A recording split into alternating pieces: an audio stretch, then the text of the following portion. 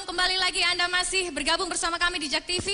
Di babak selanjutnya akan ada interaksi langsung dalam debat publik pasangan calon wali kota dan wakil wali kota Tangerang 2018. Saat ini interaksinya adalah dari panelis kepada calon wali kota. Untuk itu kami persilakan kepada Pak Arief untuk bisa menempati podium. Waktunya Pak, akan ada pertanyaan 30 detik dari panelis, waktunya juga menjawabnya sama 120 detik. Apabila nanti ada sisa bisa dilanjutkan oleh kepada Pak Syahrudin, dan kembali nanti panelis bisa menanggapi selama 30 detik. Kemudian akan ada tanda peringatan di 10 atau 5 detik terakhir. Pertanyaan pertama kembali saya persilahkan kepada Profesor Dr. Lili Romli MSI. Ya, makasih.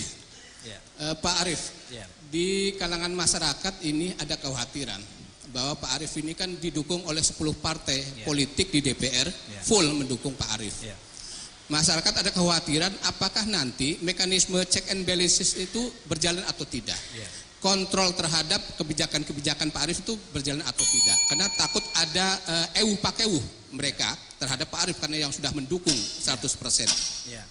Baik. Ada 3, 2, 1. Oke, waktu pertanyaan 30 detik sudah habis. Kami persilakan. Baik, ada waktu kasih.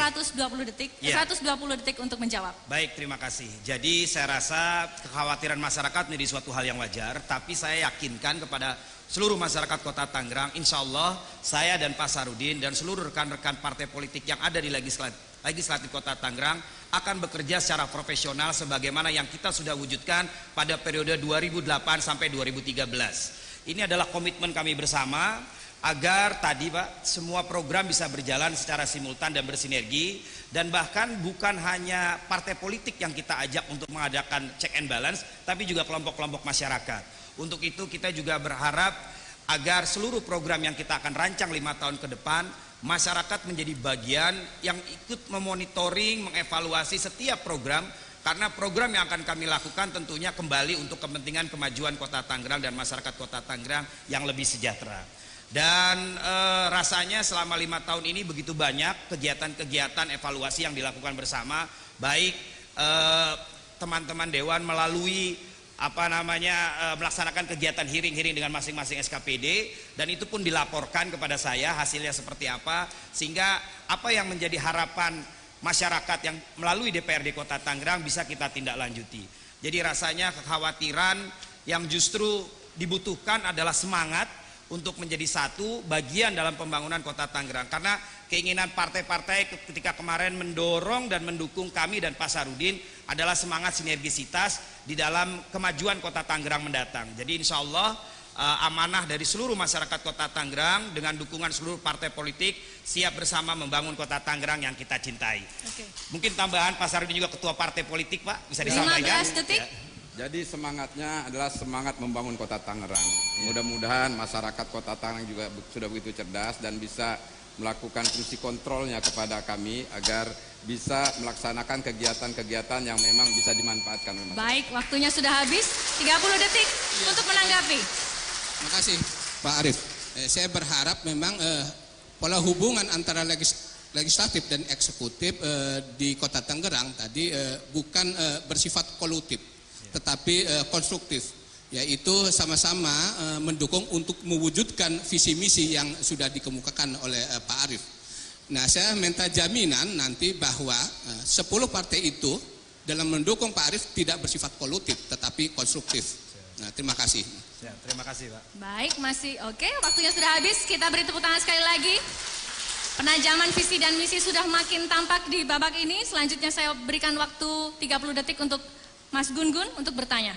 Pak Arief, sejak 2008 kita punya Undang-Undang Nomor 14 Tahun 2008 itu soal keterbukaan informasi publik. Salah satu prinsip dalam tata kelola pemerintahan yang baik itu adalah transparansi. Dan menurut saya ketika misalnya ada undang-undang yang memberi akses pada publik untuk mendapatkan informasi, maka saya ingin tanya komitmen dan bagaimana mekanisme yang Pak Arief dan Pak calon wakil itu untuk mewujudkan pemerintahan yang baik melalui akses informasi publik. Baik, 120 detik untuk menjawab. Terima kasih sekali pertanyaannya. Jadi saya rasanya dengan Pak Sarudin sejak awal dari 2008 terus mengedepankan nilai-nilai transparansi. Bahkan PPID kami penyelenggara informasi pemerintah daerah ini sekarang ini kondisinya terbaik seprovinsi Banten. Artinya kami terus menyajikan apa yang sedang kami lakukan dan apa yang akan kami lakukan, termasuk proses-prosesnya. Tadi misalnya melalui proses pengadaan barang dan jasa, bukan hanya pada saat pelelangan, tapi mulai dari rencana umum pengadaan pun sudah diposting. Jadi masyarakat bisa tahu SHB-nya seperti apa, HPS-nya seperti apa. Jadi masyarakat tidak perlu khawatir, justru kami berharap masyarakat bisa ambil bagian. Ke depan pemerintah Kota Tangerang yang akan kita bangun bersama adalah bagaimana meningkatkan kualitas partisipasi masyarakat, bukan hanya melakukan monitoring dan evaluasi Monef, tapi juga menjadi ambil bagian. Itu kita sudah kerjakan di 5 tahun pertama, bagaimana pemerintah daerah bekerja sama dengan kelompok-kelompok masyarakat dalam membangun infrastruktur. Nah, ini ke depan akan kita kembangkan, bahkan kita akan melakukan pelatihan dan pembinaan agar masyarakat lebih kritis terhadap kualitas pembangunan. Karena pembangunan yang dilaksanakan oleh pemerintah daerah bertujuan untuk meningkatkan kualitas infrastruktur masyarakat. Jadi kita pengen masyarakat itu tidak cuma jadi penonton di lingkungannya ketika jalannya lagi dibeton, ketika drainasenya lagi dibangun, tapi tahu kualitas yang seperti apa dan bagaimana yang harus sama-sama diawasi. Karena kalau pembangunan tidak berkualitas, tentu akan kembali menjadi beban kami 30. sebagai wali kota dan wakil wali kota. Untuk itu rasanya saya sangat menyambut baik dengan adanya undang-undang keterbukaan informasi publik, agar masyarakat menjadi tahu dan bukan hanya sekedar menjadi objek, tapi juga menjadi subjek di dalam pembangunan pemerintah Kota Tangerang ke depan. Dan ini kita harapkan peran partisipasi aktif dari masyarakat dan kelompok-kelompok stakeholder yang lain, termasuk akademisi, untuk juga bisa memantau jalannya pemerintahan lebih baik lagi, insya Allah. Oke, 30 detik untuk menanggapi. Ya, memang stressing pointnya adalah pada saat memosisikan publik termasuk masyarakat yang dipimpin itu menjadi subjek, maka kata kuncinya adalah pemimpin itu menjadi transformative leader. Dia bisa menggerakkan masyarakat bersama-sama berpartisipasi dalam pembangunan, mulai sejak perencanaan nanti sampai mereka tahu persis result atau hasil yang kemudian dilakukan oleh pemerintah. Oleh karena itu bagi saya penting kemudian terus memastikan bahwa sistem dan kontrol atas sistem itu dilakukan oleh calon pemimpin daerah. Baik, waktunya sudah habis. Kita beri tepuk tangan. Saya beri waktu kepada panelis ketiga untuk memberikan pertanyaan selama 30 detik. Silakan Pak Dhanil Anzar Simanjutak. Ya, Pak Arief, Tangerang ini, Kota Tangerang ini kan bisa disebut sebagai daerah hub, daerah pusat pertumbuhan ekonomi. Jadi secara alamiah memang pertumbuhan ekonomi Tangerang itu akan bergerak. Nah, determinasi utamanya justru adalah sektor swasta. Nah, salah satu kemudian yang dapat limpahan dari beban yang sudah maksimal di Jakarta kemudian bergeser ke ke Tangerang. Nah, saya ingin bertanya, apa sih insentif dan disinsentif yang Pak Arief buat untuk mendorong sektor swasta itu? Baik, 120 detik untuk menjawab. Baik, terima kasih. Kita melihat angka investasi di Kota Tangerang tahun kemarin itu meningkat dari 6 triliun ke 7 triliun. Tapi saya rasa itu masih kecil. Karena saya melihat Jakarta itu angka investasinya 100 triliun. Jadi kita baru 7% dibandingkan Jakarta. Artinya kami akan mendorong ke depan agar beberapa investasi di Jakarta, terutama yang berkenaan dengan menjadi pusat bisnis dan pusat jasa, bergeser ke arah Tangerang. Karena tadi saya sudah katakan bahwa Tangerang memiliki letak yang sangat strategis. Kita hanya tinggal ngelompat pagar ke bandara. Kita kalau saya merasakan dari Tangerang lebih dekat ke Semarang, ke Surabaya, ke Jogja, ketimbang dari Bandara Soekarno-Hatta ke Kuningan atau ke Sudirman. Untuk itu dari sistem perizinan kami sudah melakukan kemudahan-kemudahan dengan membangun PTSP, layanan perizinan online terpadu. Masyarakat bisa melihat, memantau setiap akses proses perizinan. Ditambah lagi tahun ini sebenarnya kita mendapatkan pekerjaan rumah untuk membangun mall pelayanan publik. Artinya ada beberapa instansi baik vertikal maupun instansi daerah yang menjadikan satu tempat untuk memberikan kemudahan bagi masyarakat. Ditambah lagi buat kami, seluruh masyarakat Kota Tangerang termasuk private sector adalah masyarakat VIP, very important person. Karena mereka juga penyumbang pajak terbesar di Kota Tangerang, tentu infrastrukturnya akan terus kita perhatikan. Sebagaimana yang kita sudah lakukan di periode kemarin. Bagaimana jalan-jalan di kawasan industri menjadi terus dijaga dan dirawat. Bahkan sekarang ini Yang terus kami usulkan kemacetan di Kota Tangerang untuk meningkatkan kualitas ekonomi adalah menambah akses pintu tol. Kami sudah mengusulkan di kawasan Gandasari yang ada di wilayah terhubung Cibodas dengan Jatiuwung sehingga tidak terpusat ke Bitung. Ditambah lagi rasanya program-program kita ke depan adalah bagaimana memberikan kemudahan-kemudahan pelayanan kepada dunia usaha sehingga mereka bisa tumbuh dan berkembang lebih baik di Kota Tangerang. 30 detik untuk menanggapi. Pak Arief, saya melihat selama ini ada disinsentif dalam konteks mengakselerasi pertumbuhan ekonomi di Kota Tangerang, terutama dalam Banten secara makro. Kenapa? Karena ada disconnect, ada keterputusan perencanaan pembangunan antar satu kabupaten dengan kabupaten yang lain. Egosentrik yang begitu kuat itu kemudian menyebabkan misalnya yang di satu daerah untuk ekonomi jadi insentif, tapi kemudian di daerah lain jadi disinsentif. Waktunya jadi berharap sudah habis. ada harmonisasi itu. Oke, baik. Selanjutnya adalah waktu dari Profesor Dr. Mustafa Kamil untuk memberikan pertanyaan. 30 detik dari sekarang. Terima kasih. Pak Arief, saya hanya menyoroti pertumbuhan penduduk yang begitu cepat dan besar ya, dari 1, sekian juta menjadi 204 tahun 2015, 2016 menjadi 209. Ini tentu memberikan sebuah persoalan tersendiri bagi pembangunan Kota Tangerang. Strategi dan kebijakan seperti apa untuk menyelesaikan persoalan-persoalan itu? Ya, baik. 120 detik dari sekarang. Baik, terima kasih. Tadi saya katakan bahwa Kota Tangerang ini bisa dikatakan sebagai rising star gitu ya. Begitu tertarik bukan hanya kepada dunia usaha tapi juga kepada masyarakat. Karena memang dengan pertumbuhan yang sangat pesat yang ada di Kota Tangerang, ini juga memberikan implikasi pertumbuhan dari sisi pendudukan. Yang terpenting buat saya sekarang adalah bagaimana meningkatkan kualitas sumber daya manusia agar mereka mampu bersaing dengan para pendatang. Di Kota Tangerang kita ketahui banyak perguruan tinggi, ada kurang lebih 30 lebih perguruan tinggi di Kota Tangerang. Notabene-nya 70% mahasiswanya adalah justru dari luar daerah.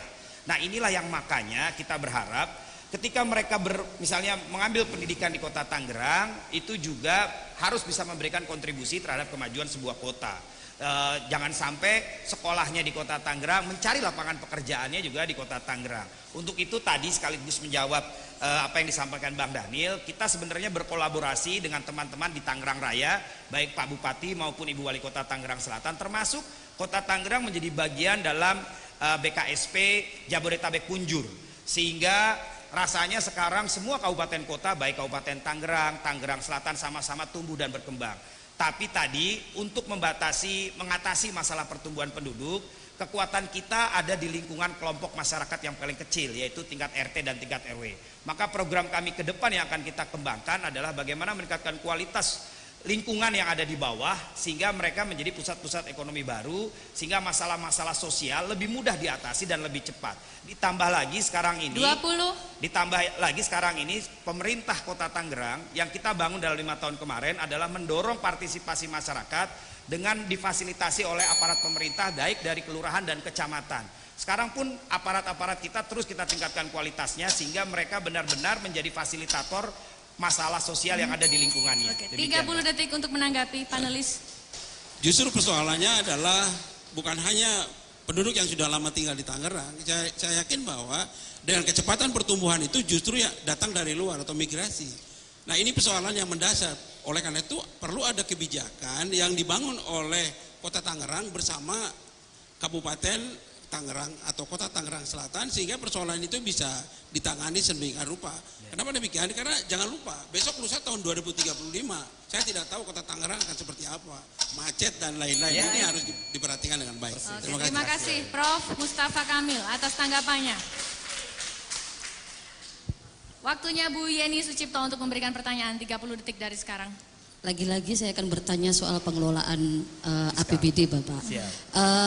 Ini menurut data, terutama data dari BPK bahwa di tahun 2016 itu belanja daerah tidak terserap hingga 37%, itu di luar dari belanja pegawai. 2017 kemarin ada yang tidak terlaksana, istilahnya pengendapan ada sekitar 1,3 triliun. itu ada beberapa hal yang mempengaruhi. Bagaimana Anda memastikan bahwa kedepannya dalam pengelolaan belanja daerah dapat terlaksana dengan baik, termasuk sistem monitoring dan evaluasi yang akan dibangun? Sudah dapat poinnya 130 detik dari sekarang. Baik, terima kasih. Sebenarnya begini, jadi dari 3 tahun yang lalu kita sudah mengevaluasi sisa lebih penggunaan anggaran, karena silpa yang ada di Kota Tangerang bukan hanya dari sisa pengelolaan APBD, tapi juga adanya kenaikan yang signifikan dari pendapatan, contohnya dari PBB dan BPHTB dan juga pajak-pajak yang lain. 2 tahun belakangan ini silpa dari sisa pembangunan kurang lebih kisaran antara 400 sampai 500 miliar. Ya, sisanya yang 300 miliar adalah kelebihan dari pendapatan. Yang kita lakukan sekarang adalah percepatan pelaksanaan pembangunan. Jadi dari mulai penetapan APBD di misalnya 2018 ditetapkan di bulan November, 2018 beberapa kegiatan pengadaan barang dan jasa sudah mulai diumumkan. Jadi kita targetkan di bulan Januari sudah mulai ada pengikatan kontrak dan pelaksanaan, sehingga tidak terlunta-lunta sampai akhir tahun. Itu yang kita lakukan dalam rangka percepatan. Jadi bagaimana di triwulan pertama semua proses pengadaan barang dan jasa bisa dilaksanakan lebih cepat. Ditambah lagi kegiatan-kegiatan sosialisasi atau kegiatan pembinaan masyarakat yang tadinya dilaksanakan sudah direncanakan tiap triwulan. Sekarang terakhir itu kita lakukan percepatan-percepatan, dan juga justru sekarang diharapkan optimalisasi pemanfaatan dari anggaran yang dimiliki. Contoh misalnya kalau dulu sebuah pelatihan hanya diikuti oleh 100-200 orang, saya katakan bahwa sekarang pelatihan itu minimum harus bisa diikuti 500 atau 1000 orang. Kenapa? Karena anggarannya kurang lebih hampir sama, narasumbernya satu, tapi manfaatnya lebih besar. Bahkan ke depan yang ingin kita bangun adalah bagaimana APBD ini benar-benar menyentuh setiap kebutuhan masyarakat. Jadi kegiatan pelatihan dan lain sebagainya yang biasanya dilakukan di tingkat kelurahan harus bisa dilakukan di tingkat RW dan RT dengan program anggaran penambahan anggaran di tingkat tiap RT dan RW untuk pengelolaan pengembangan kualitas masyarakat. Demikian. Ada yang ingin ditanggapi 30 detik dari sekarang? Sebenarnya kalau bisa sih ini rekomendasi bukan hanya untuk Kota Tangerang, hampir semuanya ini penyerapan terjadi di beberapa kabupaten kota yang tidak maksimal. Sebenarnya ada beberapa dana yang tidak terserap, kemudian ada beberapa program yang tidak tersalurkan. Ini adalah secara operasionalisasi berada pada internal OPD-nya. Saya pikir adalah monitoring evaluasi kinerja pada OPD itu bukan hanya pada aspek kuantitatif, tetapi lebih pada kualitas. Itu yang kemudian harus dibangun di Kota Tangerang. Terima kasih Bu Yani. Kita beri tepuk tangan sekali lagi yang cukup luar biasa. Debatnya cukup penajaman visi dan misinya cukup tajam pada babak ini. Di beberapa segmen sebelumnya kita sudah bisa mendengarkan pemaparan dari calon wali kota. Dan pemaparan selanjutnya akan ada interaksi dari calon wakil wali kota dan juga para panelis. Kita akan kembali sesaat lagi.